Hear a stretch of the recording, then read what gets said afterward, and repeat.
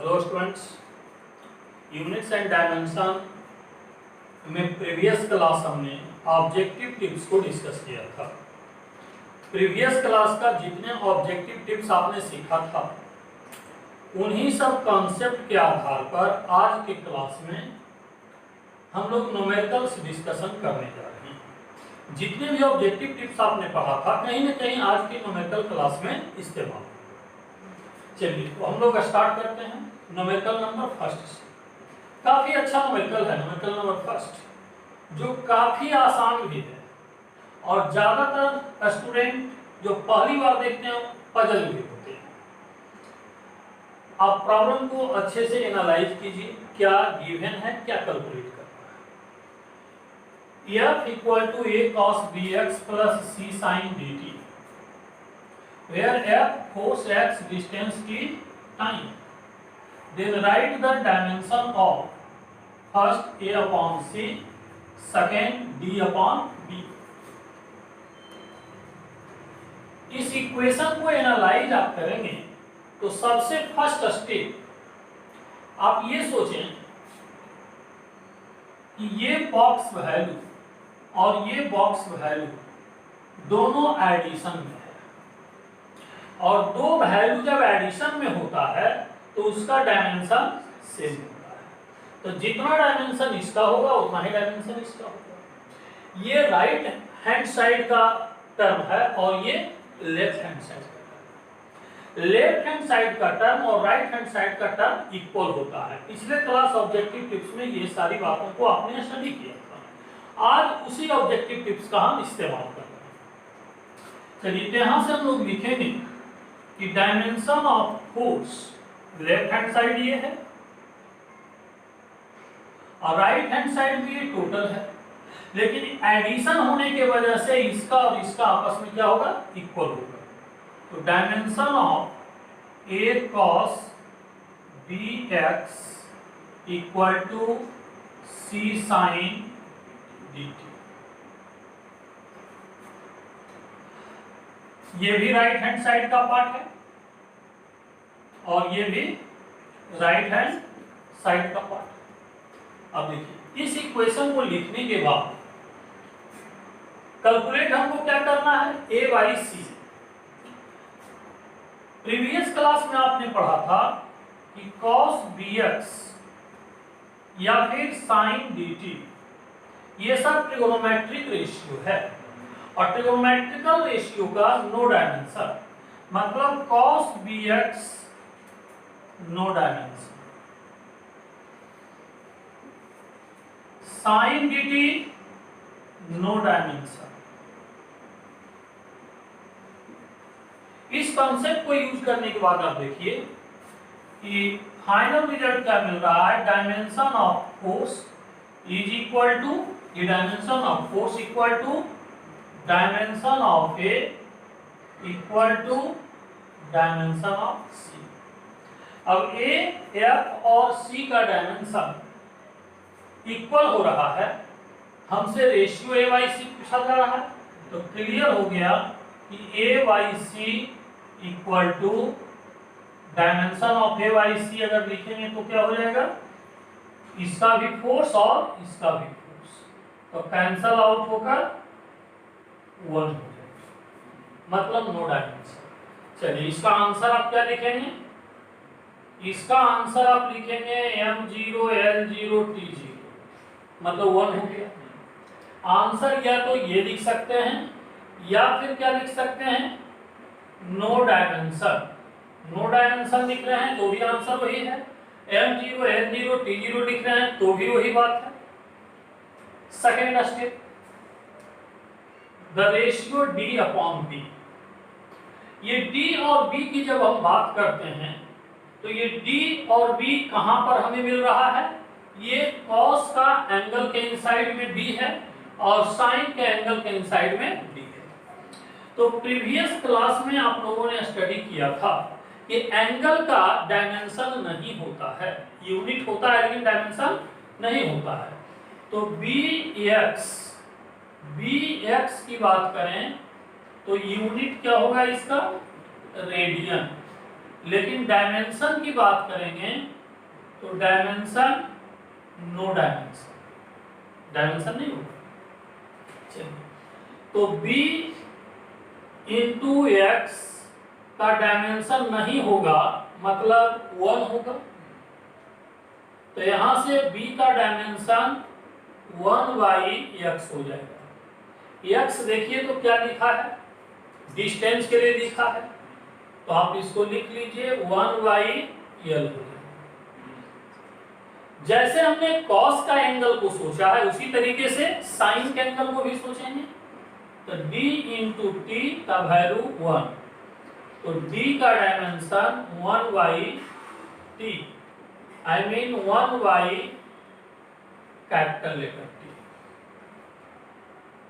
Now we have to calculate the ratio d upon b।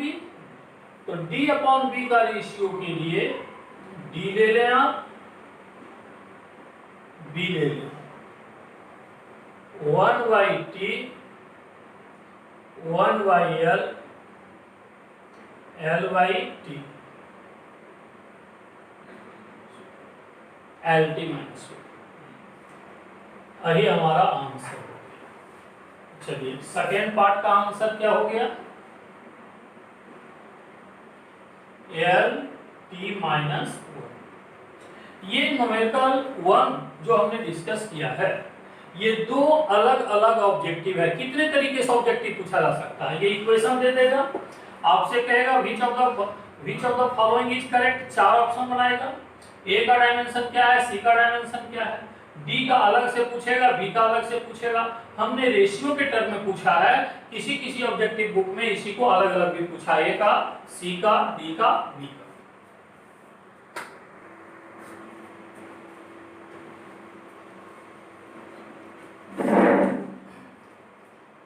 Numerical number 2,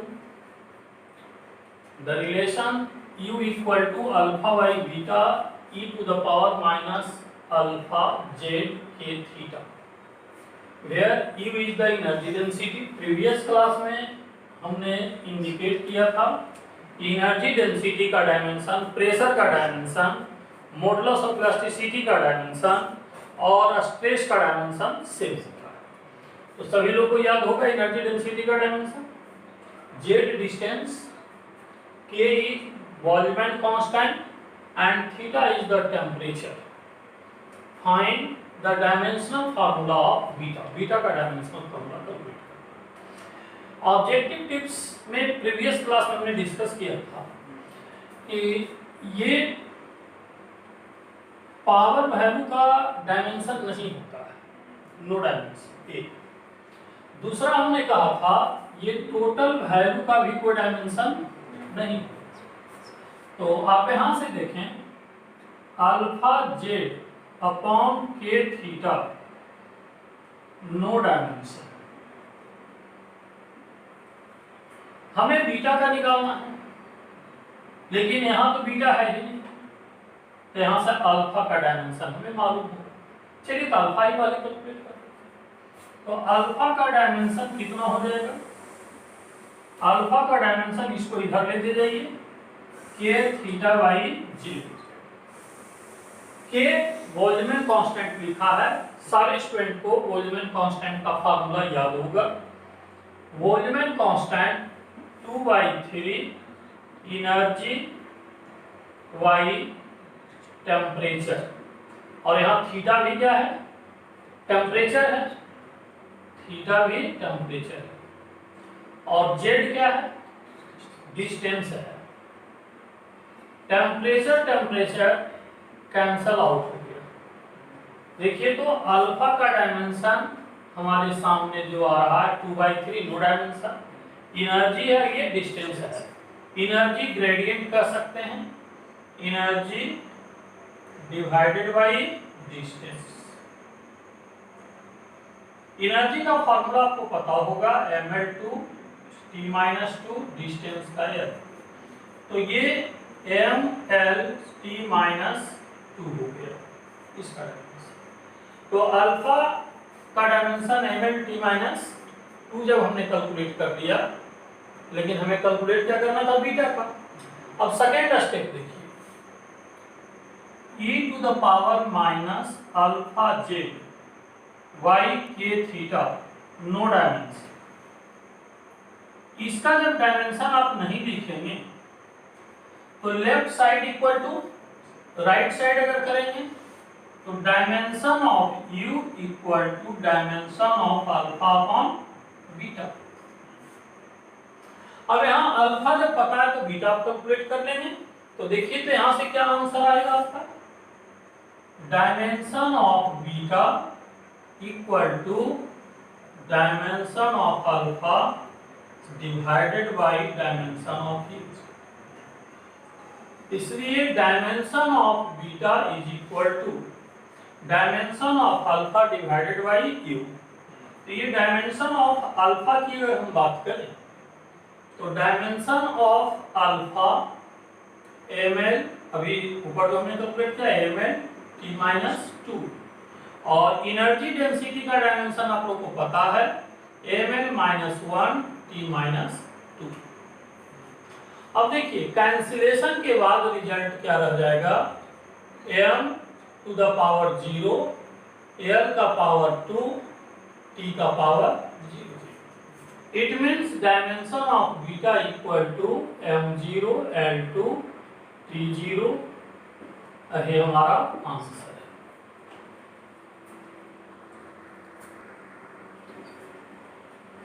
numerical 3 number numerical में लिखा है taking force velocity and time t as the fundamental physical quantity. Fundamental physical quantity में m l t a k हम लोग ये सब consider करते हैं, लेकिन यहाँ पर कहता नहीं फंडामेंटल फिजिकल क्वांटिटी में फोर्स वेलोसिटी एंड टाइम को लेना है, ऐसा लिया नहीं जाता है। बट न्यूमेरिकल में अगर दिया हुआ है तो हमको वही सोचकर चलना है, न्यूमेरिकल के हिसाब से चलना है कि कुछ देर के लिए टेम्पररी हमने फोर्स वेलोसिटी एंड टाइम को फंडामेंटल क्वांटिटी कंसीडर कर लिया है। यहाँ पर फोर्स सभी के लिए कैपिटल लेटर वहां पर यूज हुआ है F, यहाँ पर कैपिटल लेटर कर लीजिए। V ज्यादातर बुक में कैपिटल लेटर ही सभी के लिए लिखता है, आप भी कैपिटल लेटर ही लिख लीजिए। और बाकी न्यूमेरिकल में अगर स्मॉल लेटर दे तो आप स्मॉल लेटर लीजिए, कैपिटल लेटर दे तो कैपिटल लेटर लीजिए। Right the dimensional formula for density. Density का डायमेंशनल फार्मूला ध्यान दीजिए। डेंसिटी का डायमेंशनल फार्मूला पहले से जो मास बाई वॉल्यूम से आप कैलकुलेट करते थे वो नहीं लिखना है, मास और लेंथ के टर्म में नहीं लिखना है, हमको किसके टर्म में लिखना है, फोर्स वेलोसिटी एंड टाइम के टर्म में। इस तरह का न्यूमेरिकल का सॉल्यूशन हम लोग इस तरीके से करेंगे। Let density D equal to F to the power x, V to the power y and T to the power z। अब यहां से देखिए x y z का वैल्यू अगर आप मैनिपुलेट कर लेंगे तो ये फोर्स वेलोसिटी और टाइम के टर्म में डेंसिटी हमारा कैलकुलेटेड हो जाएगा। इसके लिए आप प्रीवियस क्लास में ऑब्जेक्टिव टिप्स हमने बताया था E equal to mc square का डेरिवेशन, कि E का वैल्यू m और c पर डिपेंड अगर करता है तो जैसे कंसेप्ट वहां यूज किए थे वैसे ही कंसेप्ट यहां यूज करते हैं। इसका भी डायमेंशन लिखिए, इसका भी लिखिए, इसका भी लिखिए, इसका भी लिखिए। इसका dimension m y l q mass by volume, इसका m l t minus 2 to the power x, l t minus 1 to the power y, t to the power z, m l minus 3 t to the power 0। Right side arrange कर लीजिए, m to the power x, l to the power x plus y, x plus y, t to the power minus 2x minus y plus j। अब यहां से देखिए ये इसको आप इससे इक्वेट कीजिए, l को l से इक्वेट कीजिए, t को t से इक्वेट कीजिए। जब m को m से इक्वेट करेंगे तो mx इक्वल टू m1, तो x का वैल्यू 1 हो जाएगा। और जब L को आप लिखेंगे L X plus Y equal to L minus 3, तो x plus Y equal to -3। अब यहां से देखिए x प्लस वाई का वैल्यू -3, तो x का वैल्यू यहां पुट अप कर देंगे तो y का वैल्यू कैलकुलेट हो जाएगा, y equal to -3 minus X minus 3 minus 1 minus 4। इसके बाद t को t से इक्वेट कीजिए, t to the power 0 t minus 2x minus Y plus j, minus 2x minus Y plus z equal to 0। अब यहां से z is equal to 2x plus Y, 2 into 1 plus Y, y का value कितना आया है -4, तो z is equal to x y z का value जब हमने कैलकुलेट कर लिया, हमारा फाइनल आंसर क्या होगा? हमारा फाइनल आंसर हो जाएगा d equal to density f to the power x 1 v to the power y, y की जगह पर -4 और t to the power z -2। तो यहाँ से density equal to f divided by v का पावर 4 t का पावर 2। या तो आंसर आप ऐसे लिखें या तो फिर आंसर आप ऐसे लिखें, दोनों बात सीखिए।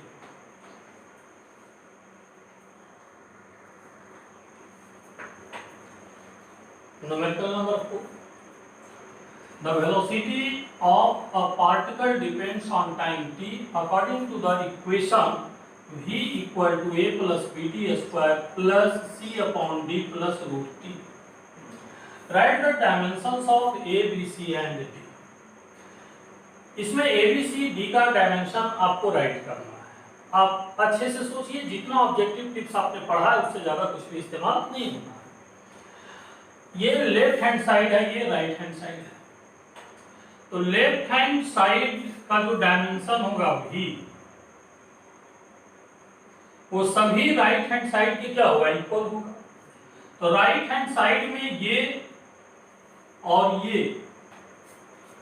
ये एडिशन में है, सारे एडिशन का डायमेंशन सेम होता है।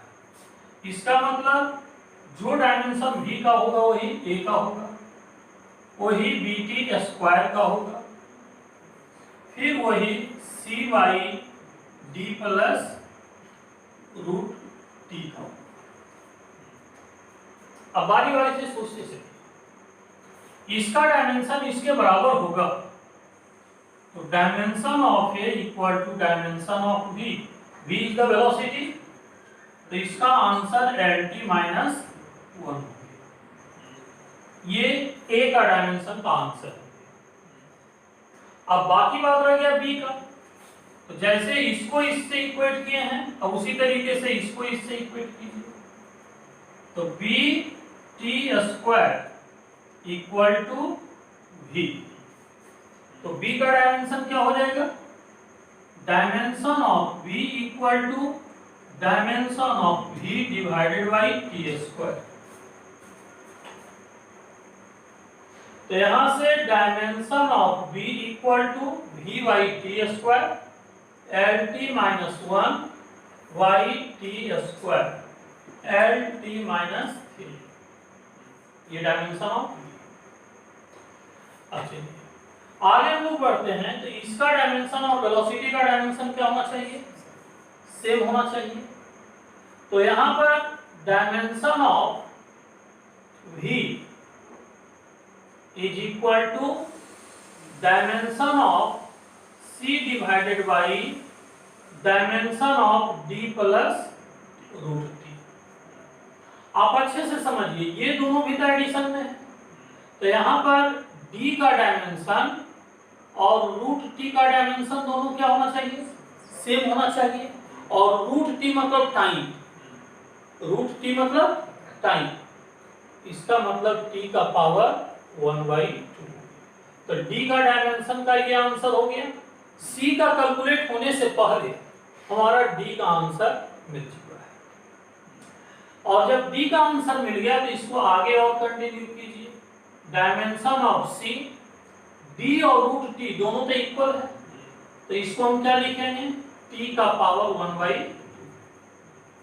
अब समझ रहे हैं कि ऐसा क्यों लिखे हैं? ऐसा नहीं सोच रहे हैं, देखिए कुछ हस्बैंड ऐसे सोच रहे होंगे d प्लस रूट t, तो इसका t का पावर 1/2, इसका भी t का पावर 1/2, तो 2 into t का पावर 1/2। तो चूंकि 2 का तो कोई डायमेंशन होगा नहीं, इसलिए 2 वहां पर हमने नहीं दिखलाया है। 2 आप वहां दिखलाएं या नहीं दिखलाएं उससे कोई फर्क नहीं पड़ता है। ये हमारे लिए रफ वर्क है। अब यहां से c का डायमेंशन v इंटू टी का power half L T minus 1 T का पावर 1/2 एल टी माइनस 1/2, ये हमारा आंसर।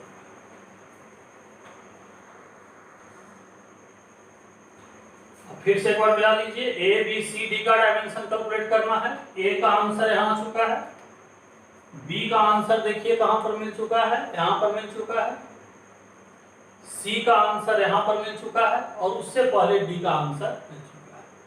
Next numerical number 5। चलिए न्यूमेरिकल नंबर 5 काफी आसान सवाल है, लेकिन बहुत सारे स्टूडेंट को देखकर डर लगता है। डर का वजह, उन्हें ये लगता है कि यूनिट डायमेंशन का सवाल ही नहीं, ये तो इंटीग्रेशन का सवाल है। और खास करके जो स्टूडेंट मैथमेटिक्स के नहीं है, मैथमेटिक्स नहीं पढ़ते हैं, बायोलॉजी रखे हैं, उन्हें तो ये लगता होगा ऐसा इंटीग्रेशन वगैरह कहीं हमने देखा ही नहीं, या मैथ के भी स्टूडेंट हैं, हो सकता है अभी तक नहीं देखते। ये मैथमेटिक्स का एक स्टैंडर्ड फार्मूला है, जो आप जानते हैं नहीं जानते हैं उससे कोई लेना देना नहीं है। आप यूनिट्स एंड डायमेंशन सोचिए, यूनिट्स एंड डायमेंशन आपको सोचना है। ये फार्मूला गिवन है, कोई भी फार्मूला करेक्ट होने के लिए हमने कहा था लेफ्ट हैंड साइड और राइट हैंड साइड का डायमेंशन सेम होना चाहिए। तो लेफ्ट हैंड साइड का डायमेंशन आप कैलकुलेट करेंगे, तो ये इंटीग्रेशन का साइन है, इंटीग्रेशन का कोई डायमेंशन नहीं होता है, तो जो इंटीग्रेशन का साइन है इसका नो डायमेंशन। और जहां तक बात dx का है, तो dx, x डिस्टेंस है, x क्या है, तो dx क्या होगा, वेरी स्मॉल डिस्टेंस। क्या होगा, वेरी स्मॉल डिस्टेंस, मतलब dx भी तो डिस्टेंस है, तो dx अगर डिस्टेंस है तो dx का डायमेंशन l हो जाएगा, स्क्वायर। 2 नंबर है, इसका कोई डायमेंशन नहीं होगा, a डिस्टेंस है, x डिस्टेंस है, तो l into l, l square minus distance का स्क्वायर l स्क्वायर। अब ये वैल्यू कितना हो जाएगा, l divided by l square. आप लोगों में से कोई ऐसा नहीं सोच रहे l square minus l square equal to 0, ऐसा नहीं सोचेंगे। क्यों, ये डायमेंशन है, ये न्यूमेरिकल वैल्यू नहीं है। ये 2ax का वैल्यू और x स्क्वायर का न्यूमेरिकल वैल्यू इक्वल होगा, इसकी गारंटी नहीं है।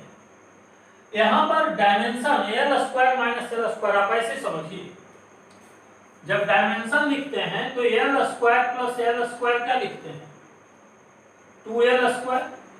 तो ये डायमेंशन बता रहा है, ये न्यूमेरिकल वैल्यू बता रहा है। तो ठीक l square minus l square क्या होगा, 0l स्क्वायर। तो ये न्यूमेरिकल वैल्यू भले ही 0 है, डायमेंशन इसका 0 नहीं है, इसलिए l square minus l square हम लोग क्या लिखेंगे, l स्क्वायर। हम तो डायमेंशन का स्टडी कर रहे हैं, न्यूमेरिकल वैल्यू का स्टडी नहीं कर रहे हैं। इसका मतलब l square minus l square 0 नहीं होगा, बल्कि स्क्वायर रूट l स्क्वायर। अब यहां से देखिए l by l equal to 1, तो लेफ्ट हैंड साइड 1 हो गया। अब राइट हैंड साइड की बात करें, तो राइट हैंड साइड का वैल्यू जो है a to the power n sine inverse x minus a by a। ये ट्रिगोनोमेट्रिकल रेशियो है और आप जानते हैं कि ट्रिगोनोमेट्रिकल रेशियो का डायमेंशन नहीं होता है, नो डायमेंशन। तो इसका डायमेंशन अगर नहीं है तो फाइनल राइट हैंड साइड किसके इक्वल बच गया, a to the power a। और ये भी हम जानते हैं कि लेफ्ट हैंड साइड और राइट हैंड साइड क्या होना चाहिए, इक्वल होना चाहिए। No dimension of left hand side equal to dimension of right hand side. दोनों को जब आप इक्वेट करेंगे तो लेफ्ट हैंड साइड में 1 है, राइट हैंड साइड में a to the power a। कैसे पॉसिबल होगा, n का कौन सा वैल्यू रखेंगे, ये 1। आप जानते हैं किसी भी क्वांटिटी के ऊपर पावर 0 होता है, उसका वैल्यू 1 होता है, इसलिए n का वैल्यू यहाँ पर क्या होगा, 0। हमें यही कैलकुलेट करना था, find the value of n। तो n का वैल्यू क्या होगा, 0। वही हमारा आंसर।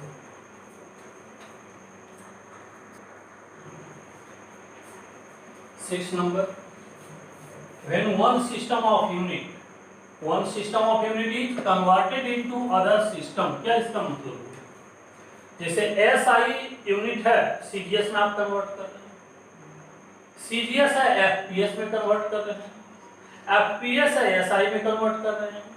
ये 3 बहुत फेमस होता है, लेकिन 3 के अलावे भी 4, 5, 6 ऐसा कोई भी सिस्टम ऑफ यूनिट है तो एक से दूसरे में, दूसरे से तीसरे में, तीसरे से चौथे में आप कन्वर्ट कर सकते हैं। उस कन्वर्जन में small letter n numerical value को रिप्रेजेंट कर रहा है और u यूनिट को रिप्रेजेंट कर रहा है। तो ये कहा जा रहा है plot the graph n versus u, n versus u का ग्राफ प्लॉट करना। ये न्यूमेरिकल थोड़ा सा अलग टाइप का है, जितने भी कॉन्सेप्ट पढ़े हैं उससे कुछ अलग टाइप का है, आप अच्छे से समझिए। सबसे पहले इसको समझने के लिए हम एक एग्जांपल आपके सामने रखते हैं। Convert Newton 1 Newton, SI unit हो गया, SI unit of force into CGS system of unit. क्या कहा गया है, 1 Newton SI unit of force है, इसको CGS यूनिट में कन्वर्ट करना। इसको जब आप कन्वर्ट करेंगे तो वहीं से हमको डिसीजन मिल जाएगा कि n और u में रिलेशन क्या है। ग्राफ आप तभी प्लॉट करेंगे जब आपको रिलेशन पता हो कि वह स्ट्रेट लाइन की तरह जाएगा, पैराबोला की तरह जाएगा, रेक्टेंगुलर हाइपरबोला की तरह जाएगा, एक्सपोनेंशियल की तरह जाएगा। चलिए अब 1 न्यूटन आप कहते किसको है, पहले ये सोचिए। 1 न्यूटन मतलब 1 kg मास हो गया, mass into acceleration metre per second square. अब यहां से आप देखिए 1 kg 10 to the power 3 gram, 1 metre 100 centimetre, 1 metre 100 centimetre पर second square. 1 newton equal to 10 to the power 5 gram per centimetre. अब यहां से gram centimetre second square CGS unit है, ये क्या है, CGS यूनिट है। बहुत सारे स्टूडेंट जानते होंगे, पहले से 9th क्लास में पढ़े होंगे, जो नहीं जानते भी हैं उनके लिए एक बार हम रिपीट कर दे रहे हैं। ग्राम सेंटीमीटर पर second square is equivalent to the 1 dyne. और 1 डाइन जब हम लोग लिखेंगे तो ये value 1 newton equal to 10 to the power 5 dyne. ये SI यूनिट है, तो SI यूनिट इसको U1 अगर लिख लें, फर्स्ट सिस्टम में 1, सेकंड सिस्टम में 2, तो ये डाइन सेकंड सिस्टम में है, ये U2 हो गया। और इस यूनिट के बगल में ये न्यूमेरिकल वैल्यू है, इसको N1 कंसीडर कर लीजिए, और इस यूनिट के बगल में ये भी न्यूमेरिकल वैल्यू है, इसको N2 कंसीडर। तो यहाँ से आप देख रहे होंगे तो n1 u1 equal to n2 u2। अगर तीसरा सिस्टम ऑफ यूनिट रहता तब n3 u3 हो जाता, चौथा रहता तो n4 u4 हो जाता। इसका क्या कंक्लूजन है? n इंटू यू का वैल्यू इक्वल हमेशा आएगा, मतलब कांस्टेंट। तो यहां से n inversely proportional to u होगा, n inversely proportional to u होगा। तो n inversely proportional to u होगा तो ग्राफ हमारा क्या होना चाहिए? इस तरह का ग्राफ प्लॉट किए हैं। n और u जब रेसिप्रोकल रिलेशन होता है तो यह रेक्टेंगुलर हाइपरबोला होता है। क्या इसका मतलब है कि जैसे जैसे यूनिट का वैल्यू बड़ा होगा न्यूमेरिकल वैल्यू छोटा होगा। जैसे देखिए एसआई यूनिट बड़ा होता है सीजीएस से, तो ये यूनिट बड़ा है, सिस्टम ऑफ यूनिट बड़ा है तो न्यूमेरिकल वैल्यू छोटा है, और ये सिस्टम ऑफ यूनिट छोटा है तो इसका न्यूमेरिकल वैल्यू बड़ा है। उसी को इस ग्राफ में रिप्रेजेंट किया गया है। यही हमारा फाइनल आंसर होगा।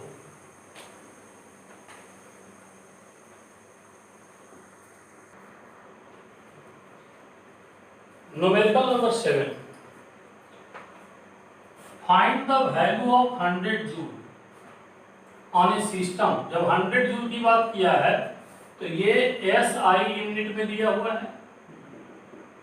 On A system which had 20 centimeter, 250 gram and half minute as fundamental units of length, mass and time।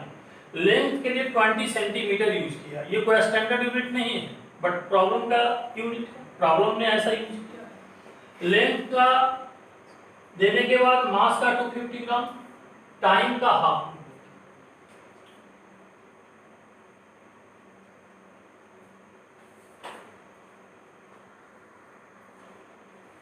अब इसमें फाइंड द वैल्यू का मतलब क्या हुआ?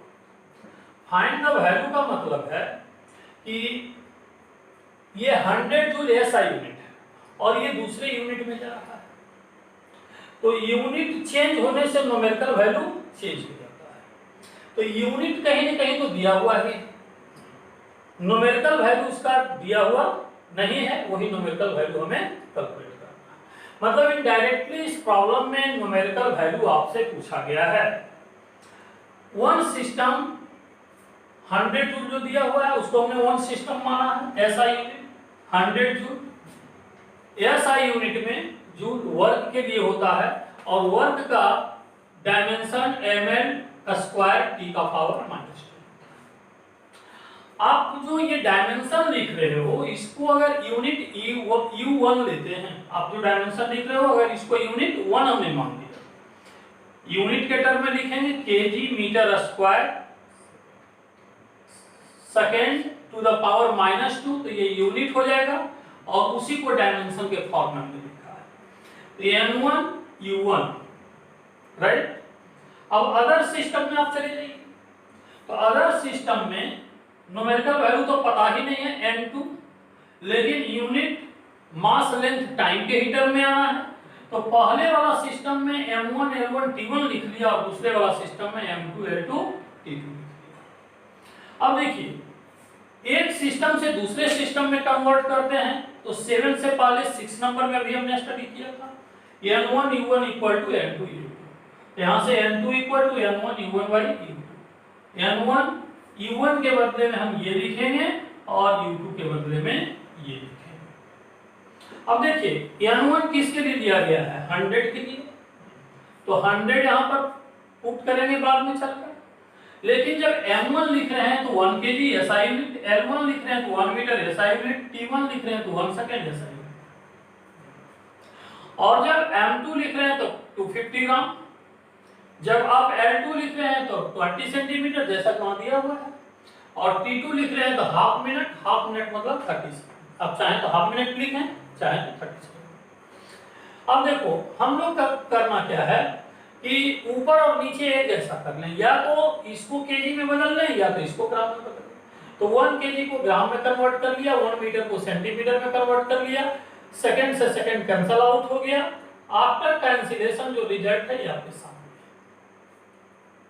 अब देखिए तो n1 का वैल्यू पुटअप किया गया, ये सारा वैल्यू कैलकुलेट किया गया है। यहाँ से जो वैल्यू आया है 9 × 10⁻⁶, ये हमारा आंसर होगा।